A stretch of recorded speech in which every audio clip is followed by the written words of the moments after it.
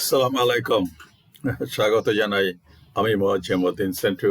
আমার এই ভিডিওতে ব্যর্থ কবির আর্তনাদ, বাপের হোটেল বাদ দিয়ে নিজের হোটেলে খাও বাবা। খুব কাছ থেকে দেখছি, আমার খুব কাছের লোক, আপন লোক বলতে গেলে আর কি। জাস্ট লেখাপড়া খুব একটা ভালো ছিল না, কবি সাহেব হাতে একটা ডায়েরি, বগলতলায় একটা ডায়েরি নিয়ে টই টই করে ঘুরে বেড়াতো, কি লিখতো কি না লিখতো, আবার একটু কলকাতার ভাষায় কথা বলতো। খুব ট্র্যাজেডি শেষ পর্যন্ত। যাই হোক, সে বিষয়ে আর যাচ্ছি না। বাবা, ইংলিশে একটা প্রবাদ আছে, cowards die many times before their death. মানে সাধারণ অর্থে কাউকে বললে এই কথাটা যে ভীরুরা মরার আগে বহুবার মরবে, আরে মরার আগে আবার মরে কেমনে? মরে না? আরে একটু সুই ফুটছে হাতে, চিল্লা পাল্লা করে মনে হচ্ছে যেন মরেই যাচ্ছে। আরে কাপড় সেলাই করতে গেলে তো সুই ফুটে, হাত কেটে যায়, ভেঙে যায়, অ্যাক্সিডেন্ট হয়, পা কেটে ফেলে মানুষের। এটা একটা মৃত্যু। কোনোদিন হয়তো কেউ একজন একটু বকা দিছে বা কারোর সাথে একটা সম্পর্ক খারাপ হয়েছে, একেবারে হার্টফেল নাই দুনিয়াতে, হয় না? মোবাইলটা ছিনতাই হয়ে গেছে, সমস্ত বাড়ি ঘর বংশ জ্ঞাতি সব তোলপাড়, মনে হচ্ছে যেন আকাশ ভেঙে পড়ছে মাথার মধ্যে। মানে কেউ একটা মারা গেছে, এরকম কান্নাকাটি শুরু হয়েছে, এটাও একটা মৃত্যু। এইভাবেই বলতেছে যে কাওয়ার্ডস। আরে বেটা, মোবাইল হারায় গেছে তো কি হয়েছে? তুই তো মারা যাস নাই, তোর তো পা কেটে যায় নাই, তোর তো হাত ভাঙে নাই, তোর তো চক্ষু নষ্ট হয় নাই একটা। সো লেট ইট গো। কেউ কিছু কইছে কি না কইছে তাতে তোর কি যায় আসে? লেট দ্য ডগ বার্ক, একটা কথা আছে না? কুকুর ঘেউ ঘেউ করলে কি যায় আসে মানুষের? এই জন্যই বলে কাওয়ার্ডস, ভীরু মানুষেরা মরার আগে বহুবার মরে। আর একটা লোক যদি নিজেই নাম দেয় ব্যর্থ কবি, ওই যে আমি এক কবির কথা বললাম, আমার খুব কাছের ছিল, আমার সমবয়সী ছিল। যাই হোক, আপনি যদি নামই দেন ব্যর্থ কবি, মানে একটা প্রচার করতেছে, দেখাচ্ছে মিডিয়ায় উনি একজন ব্যর্থ কবি, আবার কোটেশন দিচ্ছে, ওই যে দেখেন না, আঘাত লাগে কলিজায়। এত নরম কলিজা, এত নরম শরীর নিয়া তো মেয়ে মানুষের চাইতো তুলতুলে, তুলার চাইতো তুলতুলে দেহ মন। বাবা, জীবন যুদ্ধ অনেক লম্বা। 110 বছর যদি মানুষ বাঁচে, বা 100 বছর যদি বাঁচে, বা 70 বছর বাঁচে, এই 70টা বছরেই যুদ্ধ করে চলতে হবে। এই যুদ্ধের কোনো শেষ নাই, প্রতিটা মুহূর্তেই যুদ্ধ। ঠিক আছে? খণ্ড খণ্ড যুদ্ধ হয়, খণ্ড খণ্ড যুদ্ধ হয়। সেগুলোতে হার জিত থাকতেই পারে, কিন্তু যুদ্ধের ময়দানে টিকে থাকতে হবে। খণ্ড লড়াইতে 2-4টায় পরাজিত হলে ওগুলোতে কিছু যায় আসে না। শেষ পর্যন্ত ময়দানে টিকে থাকা এবং বিজয়ের হাসাটাই হলো সার্থকতা আর সফলতা। বুঝাতে পারছি? জীবন অনেক লম্বা, আর এই জীবন যুদ্ধ অনেক লম্বা। চড়াই উতরাই, জীবনের প্রতিটা বাঁকে বাঁকে চড়াই উতরাই থাকে। দেখেন না, পাহাড়ে উঠতে এভাবে এভাবে ওভাবে যেতে হয়। কোনো গ্রামে হাঁটছেন কোনোদিন? মাইলের পর মাইল, 10 মাইল, 15 মাইল, 20 মাইল হাঁটছেন, একবার এভাবে, একবার ওভাবে, একবার সেভাবে, একবার। নদী কিভাবে যায়? বাস্তবতা, জ্ঞান, যে কোনো যোগাযোগ, যাতায়াত, জাহাজ, উড়োজাহাজ, প্লেন, নৌকা বা যাই যাক না কেন, সব কি স্ট্রেট যায়? হ্যাঁ, মানুষকে বলা হয়েছে তোমরা সরল পথে চলো, সোজা পথ। এখানে আবার কোনো কম্প্রোমাইজ নেই, এখানে বাঁকা তেরা নাই, যেটা সোজা সঠিক পথেই চলতে হবে। কিন্তু জীবন চলার পথে অনেক চড়াই উতরাই আছে। আমাকে একদিন একজন গল্প শোনাইছে, খুব ভালো মানুষ ছিল, যেমন শোনা না, আই রেসপেক্ট হিম, মারা গেছে ভদ্রলোক। খুঁটটা ছিল, ওই যে আমরা ইয়েতে ছিলাম মালদাতে, মিল্কেতে, ওখানকার ওরা অরিজিন। বাট এক্সচেঞ্জ করে সে ইঞ্জিনিয়ার, ডিপ্লোমা ইঞ্জিনিয়ার, ভালো মানুষ, অত্যন্ত ভালো মানুষ, জোকার টাইপের, মজার জোকার আর কি। গেলেই কিছু খাওয়ানোর জন্য পাগল হয়ে যেত। আমার কোনো রিলেশন না, আমরা শুধু যুদ্ধের ভিতরে ওই বস পড়া। পৃথিবীতে অনেক মানুষ থাকে খুব মিশুক। আমি এক কথায় বলবো, একজন এ গ্রেডের মানুষ, লেখাপড়া হয়তো খুব বেশি ছিল না, বাট অত্যন্ত ভালো মনের মানুষ ছিল। আমি বলছি তো, প্রায় আমি যদি একটা গল্প করি জীবনের থেকে, তো গল্প করি শেখার জন্য। ও একবার বলতেছে, ইঞ্জিনিয়ার মানুষ তো, সে ইঞ্জিনিয়ার সে জানে দার্জিলিং এ যে রেল লাইন আছে, যে পাহাড়ি এলাকায় যে রেল লাইন আছে, সে ব্রিটিশরা যখন ওখানে রেল লাইন করে, ও গল্প, আমি সত্য মিথ্যাটা আমি জানি না, তবে সত্যই হবে এটা আমি বিশ্বাস করি। পাহাড়, এক পাহাড় থেকে আর এক পাহাড়ে রেল লাইন কিভাবে নিবে, কোনো অবস্থাতেই তারা এটা মানে রাস্তা খুঁজে পাচ্ছিল না। ভাবতে ভাবতে সবাই টিম, সিনিয়র লোকেরা বা জুনিয়র লোকেরা মিটিং করতেছে, তো লাস্টে বলতেছে যে হবে না এটা, লেটস গো ব্যাক, চলো আমরা ফিরে যাই।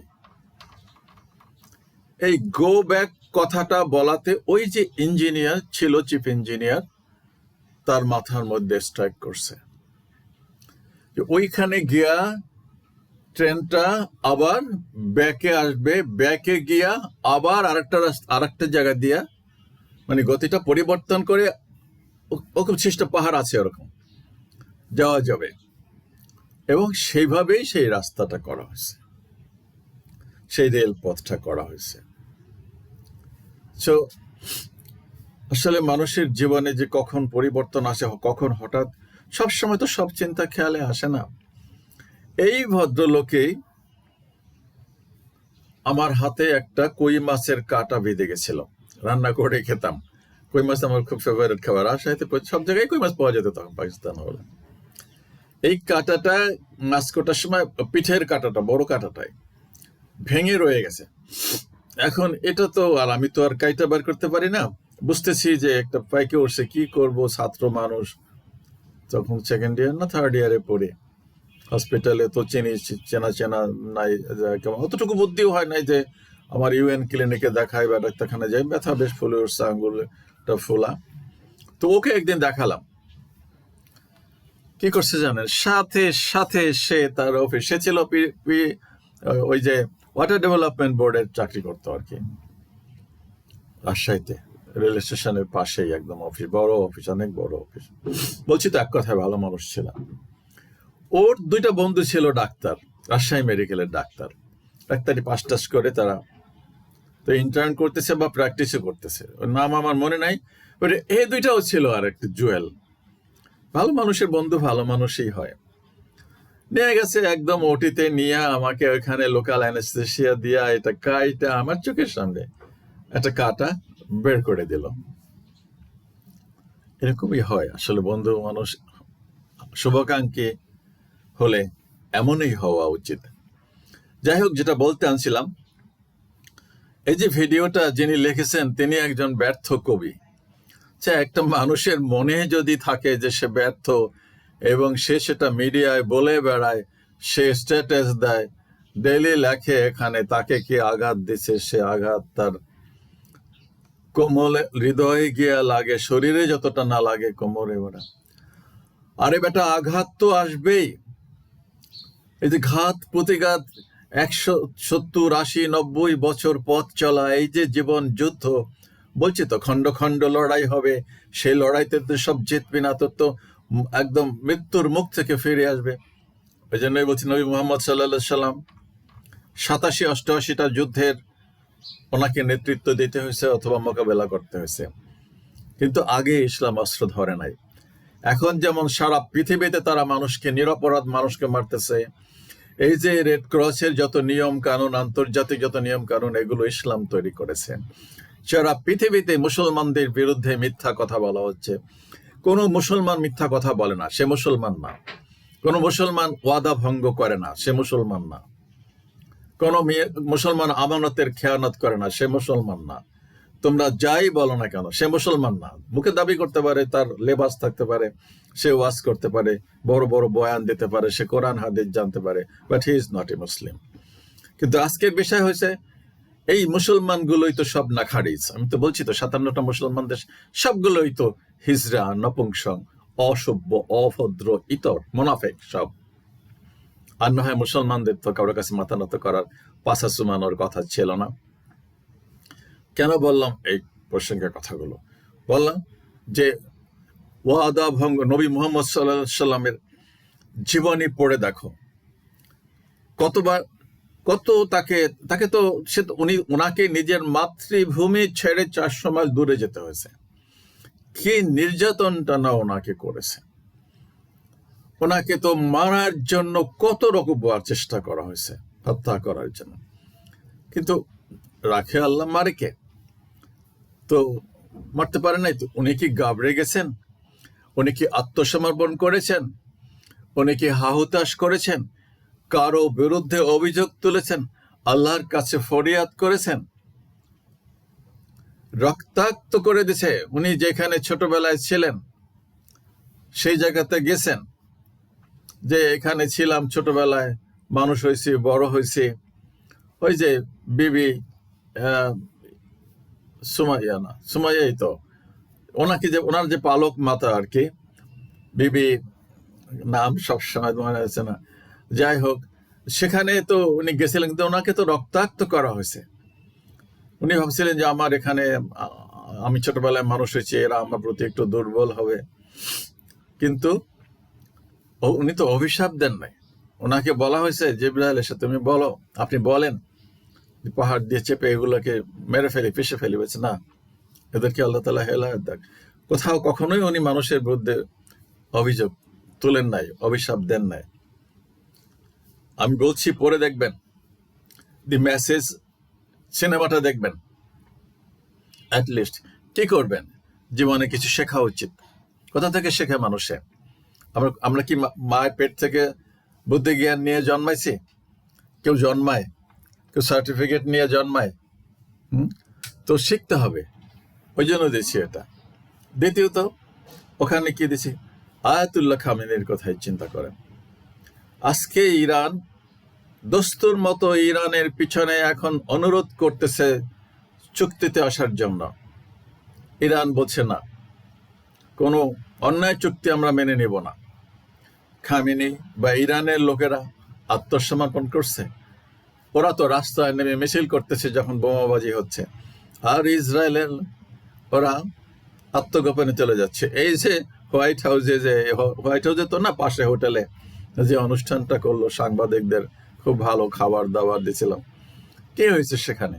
কোথায় একজনে একটা বন্দুক দিয়ে গুলি করছে, আর প্রেসিডেন্টের মতন লোক টেবিলের নিচে ঢুকছে, প্রথম ফার্স্ট লেডিও, সবগুলা। জীবনের এতই ভয়, এদের এতই মায়া, এত সাহসী একটা জাতি। লজ্জার সারা পৃথিবীতে। ওই জার্মানি বলতেছে যে ইরান এখন আমেরিকার লজ্জা দিচ্ছে। কথাটা তো সত্যি। ওদের ইজ্জত সম্মান বলতে কিছু আর আছে? আর ইরানের সাথে আমি বারবারই বলছি, বাবা, কয়টা প্লেন গেল, কয়টা জাহাজ গেল, কত লোক মারা গেল, এটা it does not matter to me. আমার কাছে যেটা ম্যাটার করে সেটা হলো যে একটা অন্যায় যুদ্ধ, এই যুদ্ধে কে টিকে থাকে, কাদের জয় হয় আর কাদের পরাজয় হয়, এটাই আমার দেখার বিষয়। আর এই বারবার বলছি, এই মোল্লাগুলোর প্রসঙ্গ আসে। এই মোল্লাগুলো তো কোনো কাম করে না, খালি তসবি পরে আর জান্নাতে গ্রান পায়। অথচ এদেরই তো হওয়া উচিত ছিল, প্রত্যেককে, ইচ অ্যান্ড এভরি ওয়ান, মাদ্রাসায় যারা পড়ে তাদেরই তো হওয়া উচিত ছিল খালিদ বিন ওয়ালিদ, নবী মুহাম্মদ সাল্লাল্লাহু আলাইহি ওয়াসাল্লামের মতন সেনাপতি, শাসক। না, ওনাদের এটা কাম না, দুনিয়াবি কোনো কাম ওনারা করেন না। ওনারা এসব চিন্তা করেন না, আল্লাহ খাওয়ায়, আল্লাহ পড়ায়, ওনাদের সব আল্লাহ দেয়, আল্লাহর তরফ থেকে আসে। আর ওই ইহুদি নাসারাগো খাওয়ায় না, কুত্তারে আল্লাহ খাওয়ায় না, বানরে আল্লাহ খাওয়ায় না, শিয়ালরে আল্লাহ খাওয়ায় না, সাপেরে আল্লাহ খাওয়ায় না। মানে সাধারণ জ্ঞান কম থাকলে যেটা হয় আর কি, এই মহাবিশ্বে যা কিছু দৃশ্যমান কিংবা অদৃশ্যমান, এই চড়াইরে আমি কিছু খাবার দিই, এটা আমার দেবার সামর্থ্য আছে? আমি আল্লাহ ধান ফলাই দিছে, জমিন দিছে, সবকিছু দিছে, আমি টাকা দিয়ে কিনে আনছি, ওদেরকে দিচ্ছি আর কি। জাস্ট ওরা আল্লাহর সৃষ্টি, আমার কাছে ভালো লাগে, মজা লাগে, আমার সাথেই আমি দিচ্ছি। I enjoy that. আমার কি এইসব, এই পরিবেশ, এই মহাবিশ্বের কোনো কিছু সৃষ্টি করার ক্ষমতা আমার আছে বা আমি রাখি? কোনো মানুষের আছে? কোনো মানুষ সৃষ্টি করতে পারে যে বলে না এটা বানাইছে ওইটা বানাইছে? এই মাটির, এই পৃথিবীর এই খনিজ সম্পদ সব দিয়েই তো মানুষ একটা ফর্ম চেঞ্জ করছে। আমি যে এই কম্পিউটারের কথা বলি, মোবাইলের কথা বলি, এর সব উপকরণ কি মানুষ কোনো জায়গা থেকে নিয়ে আসে? যদি কোনো জায়গা থেকে নিয়ে আসে, মঙ্গল থেকে, সেটাও তো আল্লাহরই সৃষ্টি। একটু ব্রড সেন্সে চিন্তা করতে হবে। যাই হোক, তারপরে যে বলছি মোহাম্মদ আলী খেলের ছবি আমি কেন দিছি? সে বিশ্বের সর্বকালের সর্বশ্রেষ্ঠ মুষ্টিযোদ্ধা। তার একটা ঘুষির ওজন 1000 পাউন্ড। কিন্তু তার জীবনে কি সব সফলতা আছে, ব্যর্থতা নাই? অবশ্যই ব্যর্থতা আছে, অনেকগুলো যুদ্ধে পরাজিত হয়েছে, বাট অল্প। আবার সে ঘুরে দাঁড়াইছে। সে তো ছিল খ্রিস্টান। ক্যাসিয়াস ক্লে, তার মেডেল কেড়ে নেওয়া হয়েছে। তাকে বলা হয়েছিল ভিয়েতনাম যুদ্ধে যাও, বলছে আমি যাব না, এটা অমানবিক যুদ্ধ। তার খেতাব কেড়ে নেওয়া হয়েছে, আমেরিকার মতন রাষ্ট্র। যাই হোক, আবার ফেরত দিছে, কামারি করছে। তো মোহাম্মদ আলী ইসলাম গ্রহণ করছে, এই বাংলাদেশে আসছে। কার মতন হবেন? ব্যর্থ কবি। ওই যে ব্যর্থ কবি, বাপের হোটেলে খাইয়া, 3টা মোবাইল নিয়া, 5টা জিএফ, সারাদিন এই গুতাগুতি, এই কথাবার্তা, ব্যর্থতা হয়, 2-1টায় স্যাক দেয়, আবার একটা ধরো। কামেই তো এটা। এই সমাজ তো ধ্বংস করছো তোমরাই, এইসব ব্যর্থ কবিরা। তুমি এক টকবগে যুবক, তোমার তো সেনাবাহিনীর মেজর হওয়ার কথা। আচ্ছা, না হয় সেনাবাহিনীতে না যাও, পুলিশে যাও, চাকরি করো, খামার করো, মাছ চাষ করো, হাঁস চাষ করো, গরুর খামার দাও, বাপের হোটেলে খাওয়া। আমি জানি বাপ কিছু বলতে পারে না, তার কি জিম্মি করে রাখছো? মারধর করো, টাকা নাও, প্রত্যেকদিন 1000 টাকা চাও, করো না? মিথ্যা কথা বলতে মানে সাহস আছে যে না আমি করি না? যদি নিজের টাকায় খাইতা, নিজের টাকায় মোবাইল ইউজ করতা, নিজের আর্ন করা, তাইলে আর এই ব্যর্থ কবি নামও দিতা না, আর এই সমস্ত স্ট্যাটাস দিয়েও বেড়াইতা না ফেসবুকে আর টিকটকে। কি আসবে তোমার বেনিফিট? কি হবে তোমার লাভ? কি করবা তুমি বাবা মায়ের জন্য? কি দিবা তুমি সমাজকে? তুমি নিজেই তো ব্যর্থ, তোমার কলিজার ভিতরে ব্যর্থতা ঢুকাই নিছ, এটারে খোদাই করে নিছ। ফেলার বলে না, ফেলার গাই। আবার বলে failure is the pillar of success. মরার পরে সাকসেস হওয়া ভালো না। এই নেগেটিভ কথাগুলো সাইকোলজিক্যালি এফেক্ট করে মানুষের অন্তরে, মনে, শরীরে, দেহে। কিচ্ছু হবে না। আমি এনকারেজ করি, যেহেতু নতুন প্রজন্মের জন্য আমি কথা বলি, তাই আমি এই ভিডিওটা করছি। আমি দেখি তো, প্রায় এগুলো দেখি। এই টেন্ডেন্সি তার ভিতর থেকে আসছে, তার ভিতরেই তো নেগেটিভ চিন্তা জন্ম নিছে। পেসিমিস্ট, অপটিমিস্ট না, পেসিমিস্ট বলে এদেরকে, নিরাশাবাদী, নিরাশার জীবাণুতে আক্রান্ত, সারাদিন খালি নিরাশা ছড়ায়, নৈরাশ্যবাদ ছড়ায়। পৃথিবীর সমস্ত মানুষ খারাপ, সব তার ওই ব্যর্থতার জন্য দায়ী। কারণ তার তো আর করার কিছু নাই, তার তো হাতে কোনো অস্ত্র নাই। আরে বেটা, লেবার গিরি করো, বলছি তো, 700 টাকা 1000 টাকা ডেইলি পাওয়া যায়। ব্যাচেলর মানুষ, তোমার তো বিয়ে শাদী করার কোনো প্রশ্ন না, because you don't earn any money. তুমি কারে খাওয়াইবা? পিটাইবা বউরে, যা যৌতুক নিয়ে আয়। অভদ্র সমাজ, অসভ্য সমাজ, আর এই অসভ্য কালচার। না হলে এই ব্যর্থ কবিরা এই সমস্ত স্ট্যাটাস দিয়ে বেড়াইতো না, রহ আমি দেখি। আর আমি বলছি, বাবা, I wish your good luck. আমি এই রাষ্ট্রের মঙ্গল চাই, এই পৃথিবীর মঙ্গল চাই, এই পৃথিবীর সমস্ত প্রাণীর মঙ্গল চাই, এই মহাবিশ্বের শান্তি চাই। আর এই হারামি কুষ্ঠিরা বলে সিভিলাইজেশন ধসাই দেব, মানব সভ্যতাকে মিজাই দেব। এরাই আবার দম্ভ করে, এরাই আবার দাবি করে তারাই সুসভ্য, তারাই উন্নত, তারাই ধনী। তোর এই ধনীর নিকুচি করি, তোর এই টাকার নিকুচি করি, এই দেশে যত টাকাওয়ালা আছে এই টাকাওয়ালাদের নিকুচি করি। এগুলো তো সব চোর। হাজার হাজার মানুষ চিকিৎসা পায় না, হাজার হাজার মানুষ না খেয়ে থাকে, কোটি মানুষের ঘর বাড়ি নাই, আর টাকার দম্ভ, টাকার অহমিকা। ঠিক মানুষ বানাইছে পৃথিবীটাকে এরকম।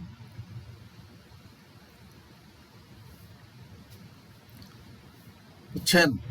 নবী মুহাম্মদ সাল্লাল্লাহু আলাইহি সাল্লামের নামে একটা ঘর নাই, একটা হুজরাখানাও নাই, আর এদের নামে মারে লোগো, সব মগো।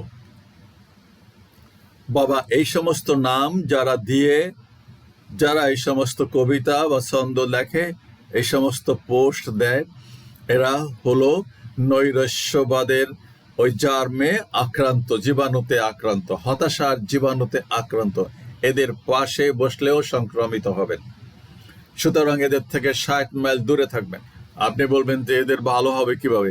এরা যদি ভালো নিজেরা হতে চায়, আল্লাহ যদি ওদের উপর রহমত করে হবে, আর না হবে না। আর আমি এই যে ভিডিও করি, আপনাদের তো এই ভিডিও করার বয়স এখনো হয় না। যদি করতে পারেন করেন, ভালো কথা। যে না, এরকম নিরাশাবাদী হওয়া উচিত না, এরকম নেগেটিভ কথাবার্তা সমাজে ছড়ানো উচিত না, বরং নতুন প্রজন্মকে উৎসাহিত করা উচিত, উজ্জীবিত করা উচিত, যাতে দেশকে, সমাজকে, মানুষকে, রাষ্ট্রকে, এই পৃথিবীকে এগিয়ে নিতে পারে।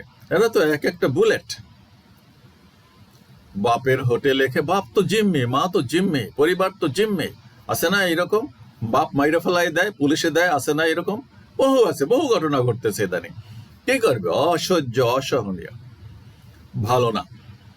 তাই আশা করতেছি ইতিবাচক চিন্তা করবেন, নিজের মনকে দৃঢ় করবেন, জীবনের শেষ দিন পর্যন্ত যুদ্ধ করতে হবে সেই মানসিকতা নিয়ে এগিয়ে যাবেন।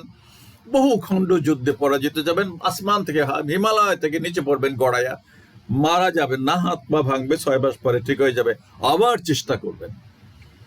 আর একবার না, 2 বার না, 3 বার না, 4 বার না, 10 বার, 50 বারও যদি ব্যর্থ হন, কিচ্ছু যায় আসে না, টিকে থাকতে হবে। এটাই জীবন, এটার নামেই জীবন। যেমন আমি আপনাদের সামনে একটা উদাহরণ। ঠিক আছে? আল্লাহ হাফিজ, আসসালামু আলাইকুম। এইসব নেগেটিভ নাম দিয়া, এইসব নেগেটিভ স্ট্যাটাস দিবেন না। আপনার ক্ষতি, সমাজের তো ক্ষতি, আপনারও ক্ষতি। আল্লাহ হাফেজ।